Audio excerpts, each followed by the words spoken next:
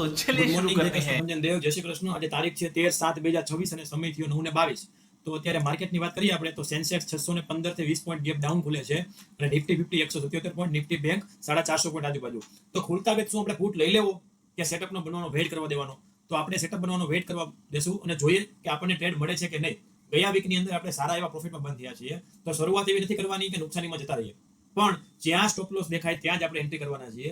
તમને હું વારે વારે કહું છું, તમે સ્ટોપ લોસ ફાઇન્ડ કરતા શીખી જાઓ, તમે પ્રોફિટેબલ ઓટોમેટિક થઈ જશો, પણ જ્યાં તમે એકવાર સ્ટોપ લોસ મૂકો છો ત્યાં સ્ટોપ લોસ લઈ લેવાનો છે।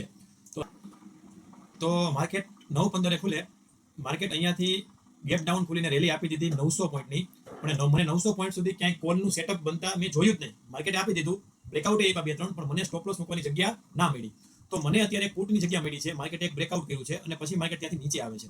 તો મેં 77,800 નો પુટ 200 ક્વોન્ટિટી બાય કરેલો છે। હવે જોઈએ શું થાય। 559 નું આપણું બાઇંગ છે અને દિવસનો પહેલો ટ્રેડ લીધેલો છે। અહીંયા આપણે પ્રોફિટ લોસ તમને દેખાય છે।